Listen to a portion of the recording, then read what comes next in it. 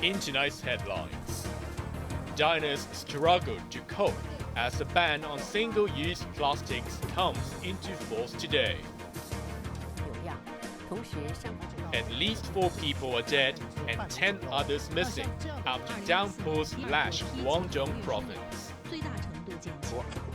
And the Australian government is set to take social media platform X to court after it refused to take down posts linked to a church attack.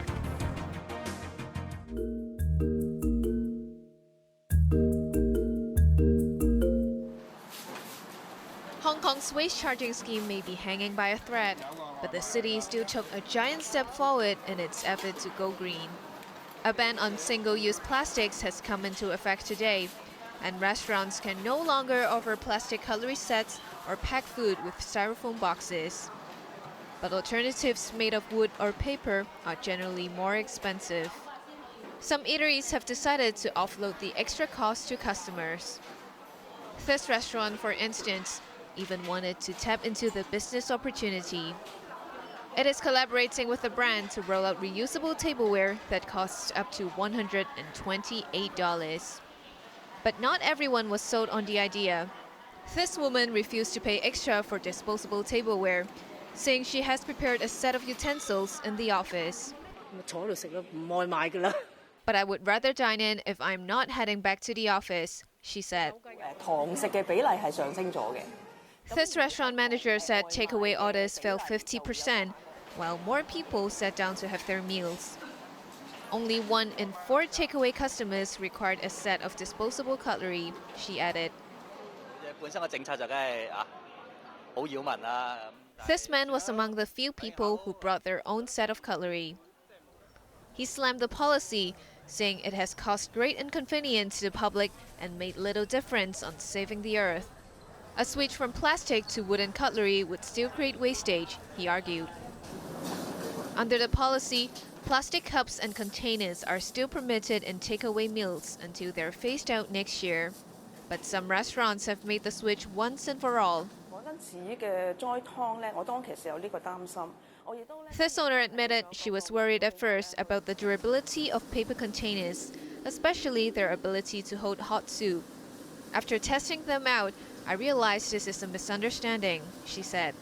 There was no problem at all, and the paper containers were really durable.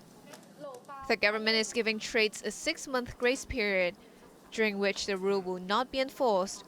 Some restaurants welcome the idea, saying it allows them to use up the remaining batch of plastic tableware.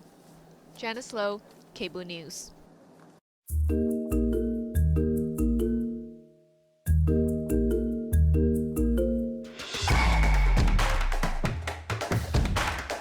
As Hong Kongers get rid of plastic tableware, green groups around the world celebrate the annual Earth Day, which falls on April 22nd each year. Fitting enough, this year's theme is Planet versus Plastics. The organization behind the annual event has laid down an ambitious goal of reducing global plastic production by 60% by 2040. In South Korea, environmentalists staged a fashion show showcasing designs which incorporated plastic waste. They urged the government to crack down on the use and production of the material, saying it would cause irreversible damage to the environment. In particular, they are worried about microplastics, which release toxic chemicals into the ecosystem, contaminating food and water sources. But the problem is a massive one. Global production of plastics reached over 400 metric tons in 2022. Half of the products were meant to be used only once, and only 8.9% of them were recycled.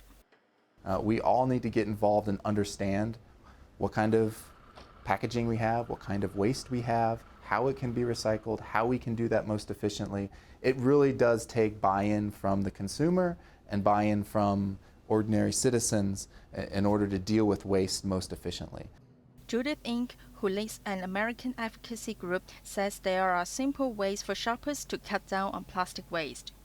We eat a lot of peanut butter in our house, and so I look for glass jars rather than plastic jars. We bought some oranges that I put in my reusable bag, my produce bag. When I purchase fish, I ask them not to put it in a plastic bag, but just wrap it regularly in paper. Countries around the world are taking action too. Leaders from around the world will gather in Canadian capital of Ottawa this week in hopes of drafting a global treaty to end plastic pollution.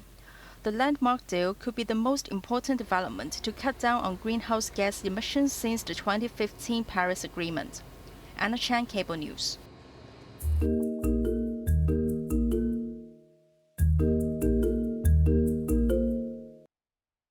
The first Hong Kong trial under the United Nations anti-terrorism laws is set to kick off after a 9-member jury has been selected at the High Court.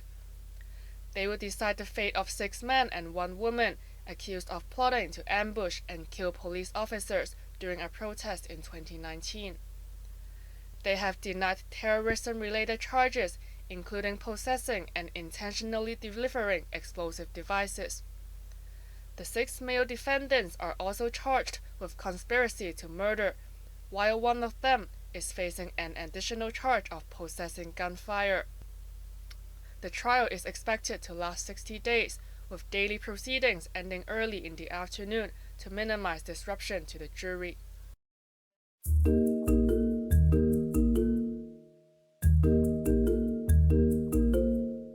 If you notice teenagers growing taller these days, then you're probably not alone.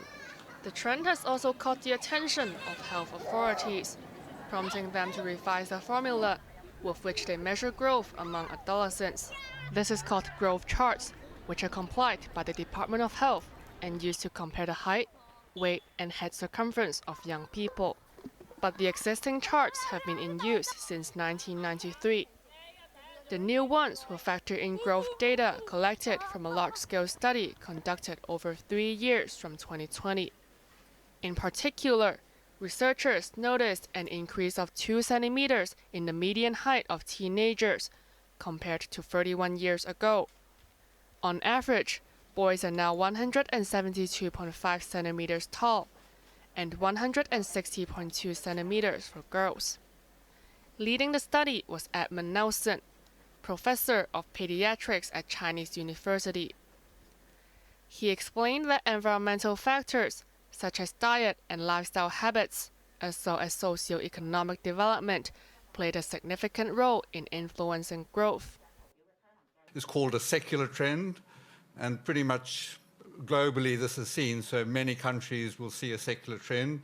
So it's presumed to be improving nutrition, lifestyle, other social factors over decades will result in this increasing height. So one's seen it in Europe and Japan and in many places. So I think this is just normal, and it's what we would expect.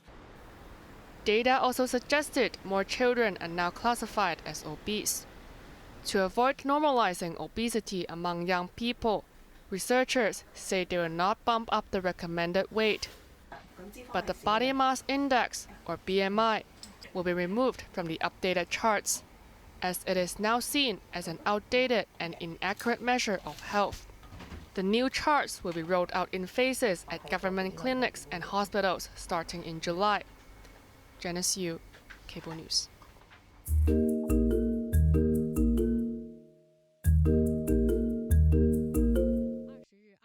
The yellow rainstorm alert remains in force in southern China as downpours are expected to hit Guangdong, Fujian, and Guangxi provinces overnight. At least 4 people were killed by the rainstorm over the weekend, including a rescue worker in the mountainous city of Shaoguan. A search is still underway for 10 people who went missing. The rainfall so far this month has already exceeded April records, as the water in over 40 rivers in the Pearl River Delta have reached alarming levels. Over 110,000 Guangdong residents have been evacuated. There was still good news.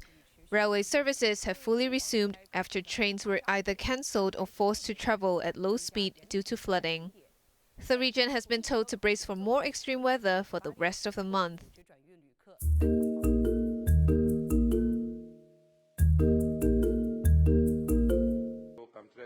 An attack at a Sydney church last week, in which a bishop was stabbed by a 16-year-old boy, may spark a legal battle between social media platform X and the Australian government.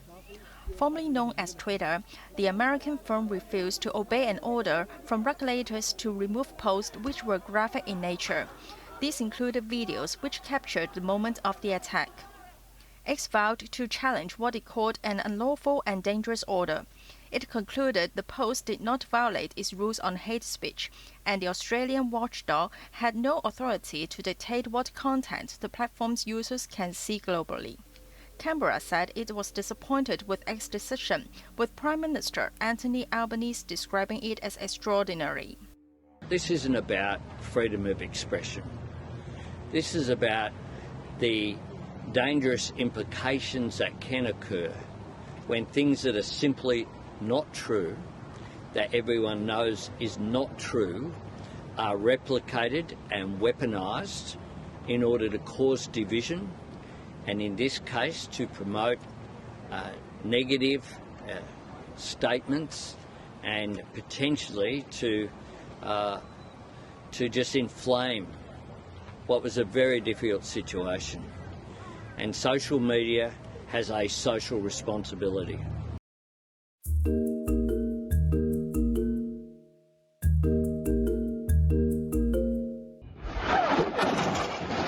The head of Israel's military intelligence unit has resigned over the failure to preempt an unprecedented attack by Hamas last October, which left more than 1,200 people dead.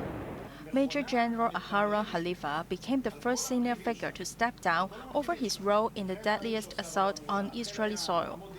His resignation sets the stage for what is expected to be a further fallout within Israel's top security brass.